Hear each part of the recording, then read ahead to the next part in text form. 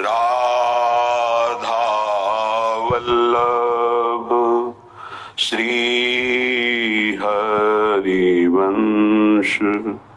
राधा वल्लभ श्री हरिवंश।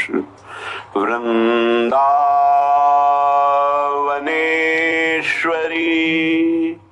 तवैव पदारविन्दम् प्रेमामृतैकमकरन्द रसौघपूर्णम्। हृद्यर्पितं मधुपतेः स्मरतापमोग्रम्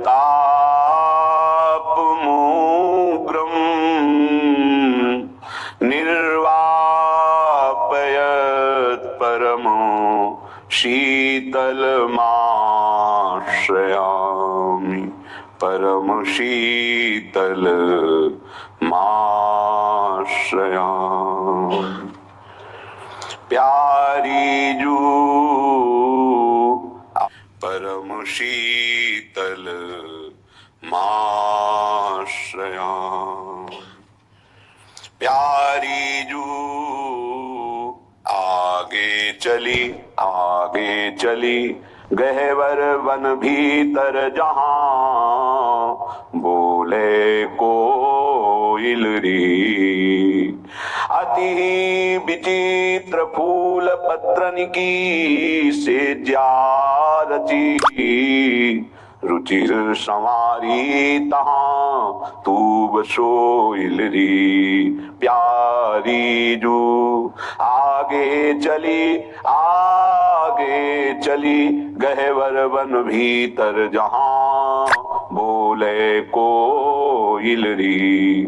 छीन छीन पल पल तेरी ये कहानी तू मग जोइलरी। श्री हरिदास के स्वामी श्याम कहत छबीली काम रस भोइलरी। प्यारी जू आगे चली गहवर वन भीतर जहां बोले कोयलरी। उपासक उपास्य देव के बल के सिवा और कोई बल स्वीकार न करे हृदय में, नहीं तो मलिन माया अंतःकरण को विपरीत दिशा में ले जाएगी।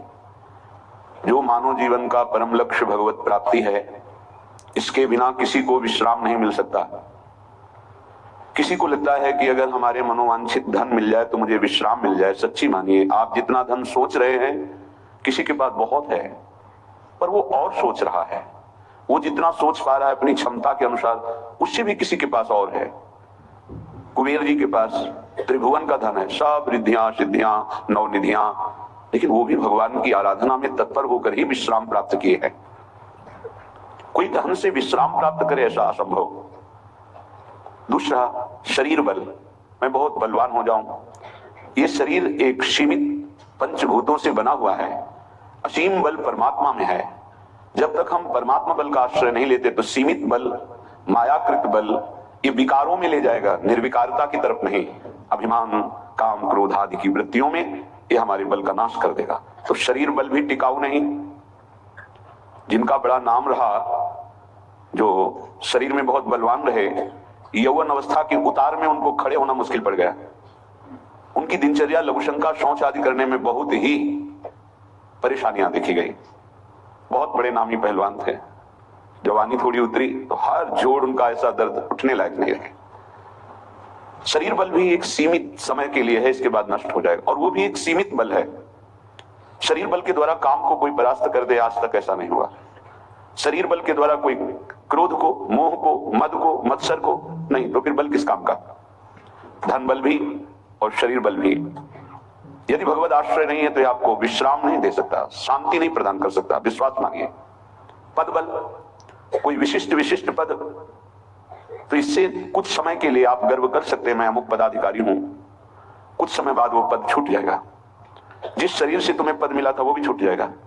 फिर आपके कर्मों की जो बही खाता है, वो जो खुलेगा तो आपकी जो दुर्दशा होगी वो समझ नहीं पाएंगे।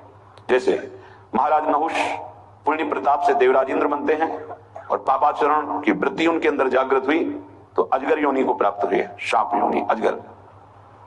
इसका मतलब कोई पद भी स्थायी नहीं है जो हमें विश्राम दे सके। परिवार, जब तक आपका कोई स्वार्थ, जब तक आपसे कोई लाभ, तभी तक आप उनको अपना मानते हैं, वो आपको मानते हैं।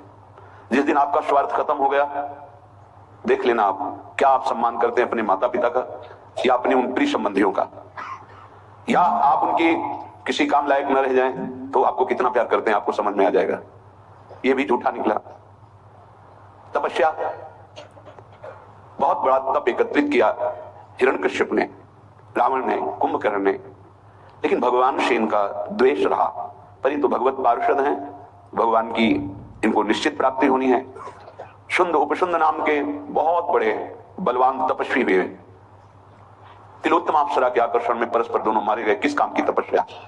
तप का फल होता है भगवान को प्रसन्न करके संसार को सुख पहुंचाना अपने तप के द्वारा, लेकिन भगवान से विरोध करके दूसरों को दुख पहुंचाना, ये तप भी बल नहीं हुआ।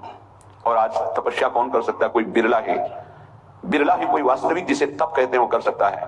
तप इंद्रिय और मन को अपने सच्चिदानंद लक्ष्य में रोक करके उनको किसी भी तरह विषयों का संयोग ना होने देना, इसे तपस्या कहते हैं। ये बाह्य तपस्या है, जल में खड़े होना, एक पैर के बल खड़े रहना, बहुत प्रकार की ऐसी बाह्य तपस्याएं हैं, इनका भी सुकृत होता है। पर तप शब्द की पूर्णता होती है अंदर आए हुए समस्त विकारों को सह जाना, कुछ न बोलना, इंद्रियों का भोगों से संयोग न होने देना, उसे तपस्या कहते हैं। यदि वो भगवान से विमुख है तो वो तप भी व्यर्थ चला जाता है। यज्ञ भोक्ता भगवान श्री हरि के लिए है, अगर उनसे विमुख हो गया तो किस काम की यज्ञ? बहुत से ऐसे उदाहरण, जैसे मथुरा के ब्राह्मण ही, जैसे दक्ष प्रजापति, ये सब महान की बात उदाहरण में दे रहे हैं। सब जगह विचार करके देखे तो एक बल ही केवल बचता है, सुनेरी मैंने निर्बल के बल राम प्रभु। जिसको प्रभु का बल है वही विश्राम को प्राप्त हो सकता है। ये बिल्कुल सिद्ध बात समझ लीजिए। ये हमारे मन की दौड़ है कि यदि हमें धन मिल जाए, पद मिल जाए, अमुक अमुक अमुक, तो मैं सुखी हो जाऊं। लेकिन जितना आप सोच रहे हैं उतना किसी के पास है, वो सुखी क्यों नहीं हो गया? पद भी है, सम्मान भी है, रुपया भी है, परिवार भी है, सब है, लेकिन यहाँ देखा है पूरे जीवन में जब मिले हैं कानपुर महानगर, वहां एक से एक फैक्ट्रियां, एक से एक धनी मानी, कहीं किसी के हृदय में संतोष नहीं देखा, विश्राम नहीं देखा, शांति नहीं देखी, निष्कामता नहीं देखी, तो है क्या? कूड़ा करकट ही तो जमा है। इसलिए सबसे प्रार्थना है, ये जो मन की बार बार मांगे हैं, जब तक भगवान का आश्रय भजन नहीं होगा, नहीं रुकने वाली, नहीं रुकने वाली। कल एक प्रश्न कर रहे थे, ओवर थिंकिंग कैसे हमारी रुके? रुपया से रुक जाएगी? एक की चाह करोगे, लाखों की चाह बढ़ेगी, लाखों की चाह करोगे, करोड़ों की चाह, करोड़ों की पूर्ति, तो अरबों की चाह, ऐसे प्रत्येक भोग की चाह करके देख लो, अंदर से देख लो किसको विश्राम प्राप्त है। ये मन एक भूत जैसा है। किसी ने एक भूत को सिद्ध किया, भूत ने कहा हम तुम्हारा काम प्रत्येक करेंगे, पर हर समय मुझे काम